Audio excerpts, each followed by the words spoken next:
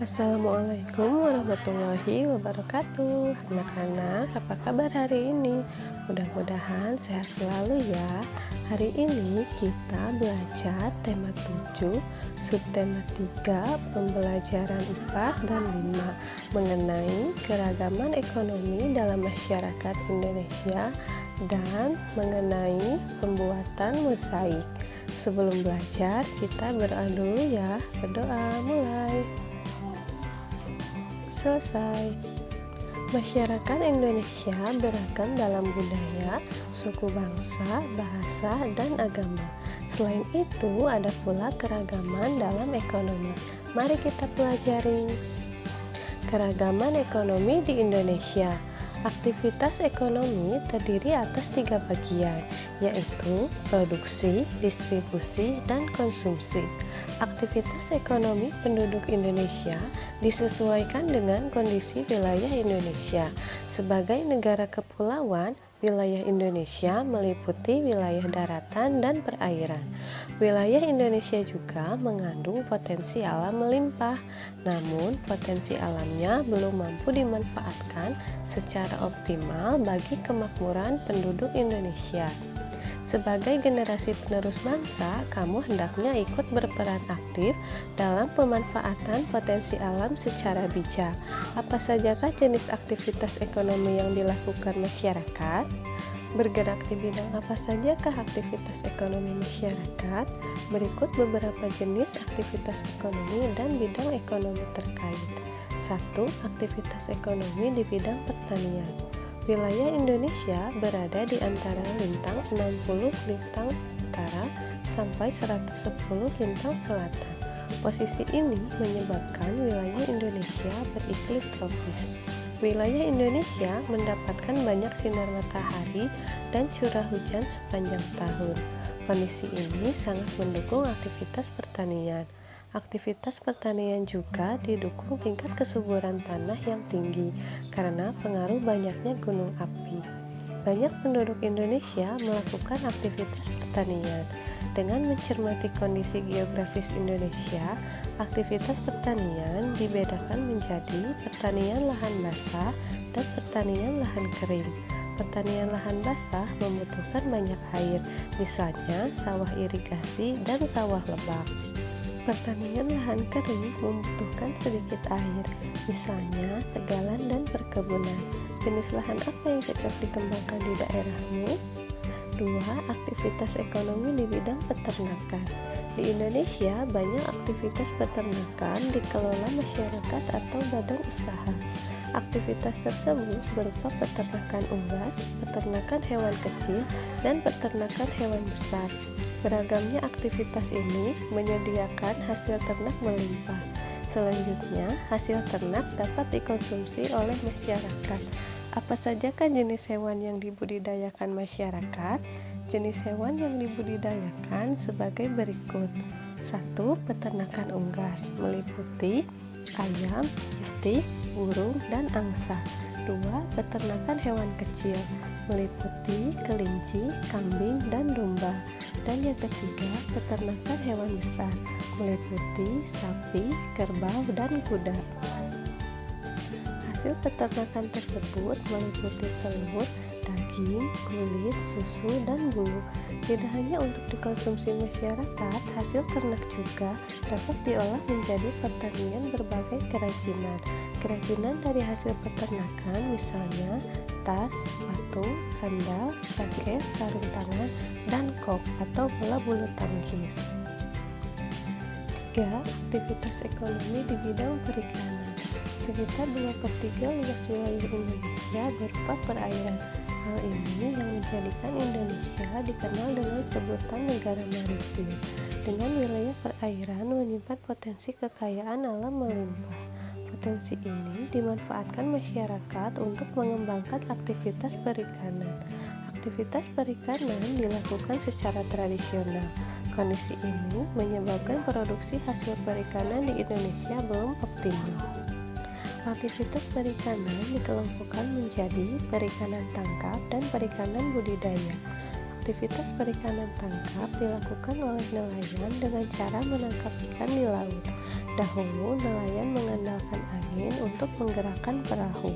Nelayan memanfaatkan angin darat untuk pergi melaut dan angin laut untuk kembali ke daratan. Kini, nelayan sudah menggunakan mesin penggerak kapal atau motor untuk menggerakkan perahu. Bagaimana dengan aktivitas perikanan budidaya? Aktivitas perikanan budidaya dilakukan di darat atau di perairan payau. Budidaya ikan di darat dilakukan di kolam, sungai, sawah atau wina padi, waduk atau bendungan atau danau. Contohnya, budidaya ikan lele, emas, nila, dan mujair. Budidaya ikan di perairan payau dilakukan di tambak di pesisir pantai. 4. Aktivitas ekonomi di bidang kehutanan. Dahulu, hamparan hutan hijau Indonesia pernah dijuluki karpet hijau. Julukan ini karena hutan Indonesia tampak hijau dilihat dari udara. Hijaunya hutan dipengaruhi oleh iklim tropis yang ada di Indonesia.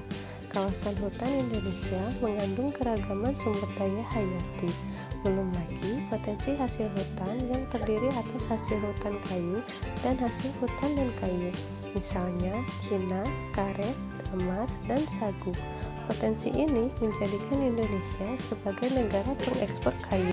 Bagi Indonesia, hasil ekspor kayu menjadi salah satu sumber pendapatan negara.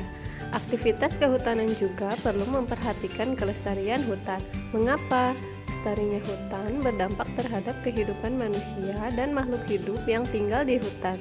Kelestarian hutan dapat dijaga dengan cara antara lain melakukan tebang pilih dan melakukan penghijauan atau reboisasi lahan gundul. Hijaunya hutan Indonesia dapat menjadi paru-paru dunia.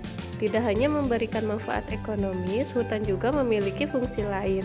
Adapun fungsi lain hutan yaitu sebagai penyimpanan cadangan air tanah, penyeimbang iklim, serta tempat habitat flora dan fauna. Bahkan kawasan hutan juga dimanfaatkan untuk objek wisata. Karena banyaknya manfaat hutan, kelestarian hutan hendaknya selalu dijaga. 5. Aktivitas ekonomi di bidang pertambangan. Kekayaan alam di Indonesia juga terkandung di perut bumi, yaitu berupa barang tambang. Di wilayah Indonesia terdapat barang tambang minyak dan gas atau migas, serta barang tambang non-migas. Contoh barang tambang non-migas antara lain emas, perak, tembaga, batu bara, biji besi, nikel, aluminium, intan, pasir besi, dan bauksit. Potensi barang tambang ini hendaknya dikelola dengan optimal bagi kemakmuran rakyat. Barang tambang bersifat tidak dapat diperbaharui sehingga perlu dieksplorasi dengan bijak. Ketersediaan barang tambang harus dijaga bagi kebutuhan masa kini dan masa mendatang. Selain itu, perlu dicari sumber daya alam alternatif agar sumber daya alam tidak lekas habis. 6. Ekonomi di bidang industri. Amatilah di lingkungan sekitar tempat tinggalmu. Apa yang dapat kamu simpulkan dari aktivitas tersebut? Industri merupakan usaha mengubah bahan mentah menjadi barang setengah jadi atau barang jadi. Bahan mentah bersumber dari sumber daya alam. Adanya aktivitas industri dapat meningkatkan suatu barang. Aktivitas industri dapat dilakukan oleh perorangan, kelompok, maupun badan usaha. Contoh industri di Indonesia antara lain industri otomotif, konveksi, elektronik, sepatu dan sandal, ban, pengalengan ikan, minuman dan makanan, serta pupuk. 7. Aktivitas ekonomi di bidang perdagangan. Potensi alam tiap-tiap daerah di Indonesia berbeda-beda. Ada yang kaya potensi alam, ada pula yang miskin potensi alam. Fenomena ini dipengaruhi oleh kondisi geografis tiap-tiap daerah. Akibatnya, tidak setiap daerah mampu menghasilkan barang yang dibutuhkan masyarakat setempat. Untuk mengatasi masalah ini, berkembang aktivitas perdagangan. Aktivitas ini dilakukan masyarakat untuk menyalurkan barang dan atau jasa dari produsen ke konsumen. Barang dagangan dapat berupa hasil pertanian, peternakan, perikanan, hutan, dan barang industri. Aktivitas perdagangan bisa dilakukan tanpa perantara ataupun dengan perantara. Produsen dapat langsung menjual atau menyalurkan barang dan atau jasa kepada konsumen. Jika ada perantara, produsen menggunakan perantara untuk menyalurkan barang dan atau jasa kepada konsumen. Contoh perantara dalam perdagangan antara lain pedagang besar atau grosir, agen, dan pedagang eceran. Pada perkembangannya, aktivitas perdagangan juga melibatkan masyarakat luar negeri. Kegiatan perdagangan antar negara inilah dikenal dengan sebutan ekspor-impor. 8. Aktivitas ekonomi di bidang jasa. Sebagai negara kepulauan, wilayah Indonesia dihubungkan selat dan laut. Untuk menjangkau antar pulau dibutuhkan sarana transportasi. Di Indonesia, sarana transportasi meliputi transportasi darat, udara, dan laut. Tidak hanya itu, untuk menjalin komunikasi juga diperlukan sarana komunikasi. Kedua sarana ini menunjukkan aktivitas ekonomi masyarakat di bidang jasa. Aktivitas jasa merupakan kegiatan layanan kepada masyarakat dalam rangka memenuhi kebutuhan hidupnya.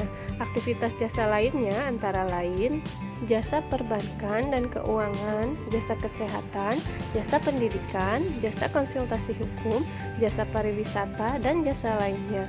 Berkembangnya aktivitas jasa ini memunculkan beragam jenis pekerjaan di bidang jasa.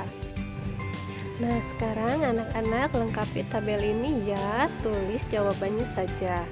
Selanjutnya kita akan belajar mengenai mozaik. Tahukah kamu, melakukan kegiatan seni memang menyenangkan. Kegiatan berkesenian membantu kita untuk mengekspresikan perasaan terhadap peristiwa di sekitar kita.